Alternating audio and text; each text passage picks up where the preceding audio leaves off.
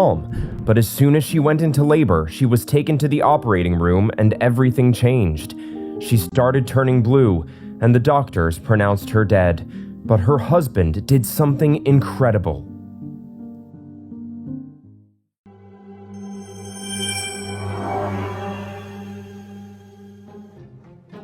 Doug and Melanie were thrilled when they found out they were having a girl. They were looking forward to giving their son the little sister he had always wanted. Most nights, Doug and the little one took turns listening to the baby kick. As the pregnancy approached 40 weeks, the excited couple did some special shopping. However, in week 39, something unexpected happened. That morning, Melanie started having a mild contraction. Since it wasn't yet that serious, she and Doug headed to the hospital, laughing on the way. When they got there, the doctor waited for the contractions to increase and broke her water. That's when everything changed. Well, for the worse. Melanie started feeling dizzy, complaining of feeling weak and nauseous. Nothing seemed to indicate anything was wrong. Then they realized how wrong they were. Right in front of them, Melanie closed her eyes and collapsed. Her heart rate slowed and her blood pressure dropped to 0. As the seconds passed, she turned blue and could no longer breathe. And worse, as the baby girl had not been born, the baby's vital signs also began to drop. Things were getting out of control, and the medical team knew they had to act quickly. They rushed her in for some tests.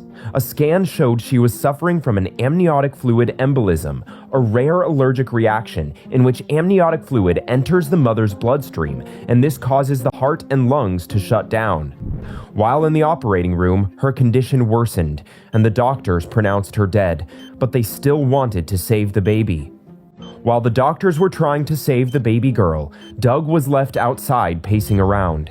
They told him her condition was critical and that she would not survive. If she did, she would never be the same.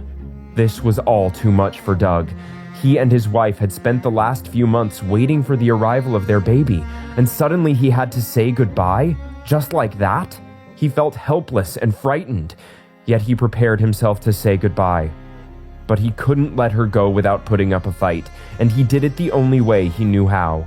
He got down on his knees and prayed the most heartbreaking prayer he had ever had to say.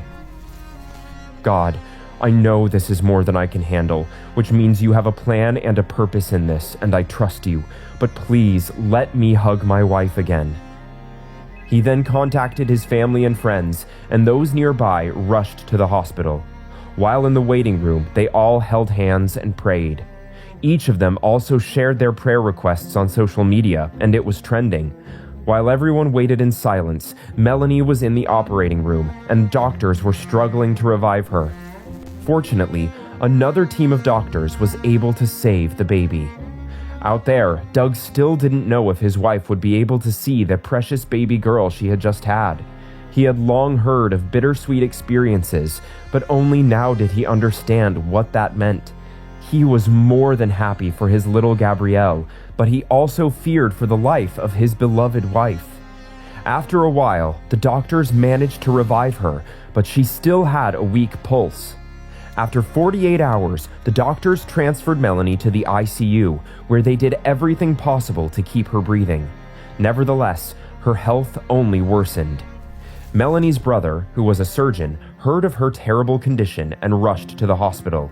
When he got there, he asked to see her records, and the result only made him panic. She was in a state of cardiovascular collapse. The news of the sad event reached her family, who were still in the waiting room, and they all accepted that they might not see her again. It was a very sad and frightening moment, but Doug wasn't ready yet, so he walked into his wife's room for the second time and said, "I love you and will always love you. Brady and Gabrielle are beautiful, but if you have any strength left to fight." Doug's faith was so strong that it changed everyone else's mind too. As much as everyone hoped that the sad situation would turn around, Melanie's condition did not improve. In fact, she had already received 2 blood transfusions, but was still in critical condition. After a few hours, the medical team discovered something they had missed. After performing a series of scans, they discovered that she was bleeding internally because an organ had been cut by mistake during the cesarean section. This explains why the blood transfusion did not work. For the second time, she was taken to the operating room, dying. Her condition was much worse than the first time. Was there any hope left? From where she lay, though, unconscious, it looked like her whole body was giving up.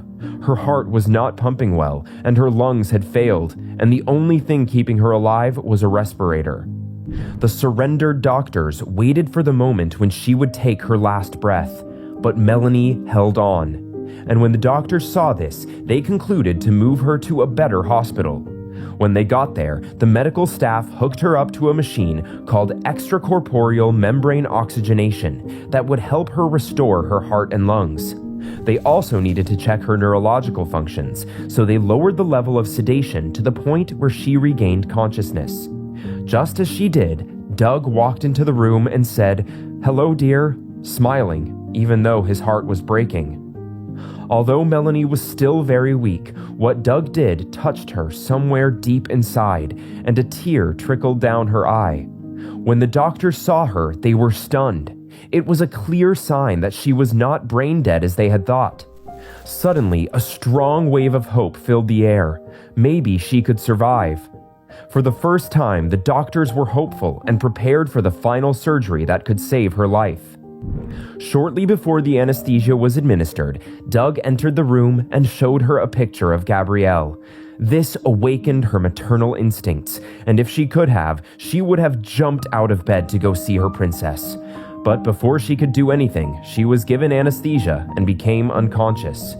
The doctors began their work in the hope that she would pull through, and as expected, she came out of the operating room alive and well. Within 24 hours, the ventilator was removed and she was able to breathe on her own again. Later that night, her husband came into the room to see her, and it was an emotional reunion. Although Melanie doesn't remember most of what happened, when her husband relived the moments, she was amazed and grateful to everyone who took the time to pray for her. The most beautiful part came when she was able to hold her baby in her hands. Everyone was fine, and they were finally back home. What an incredible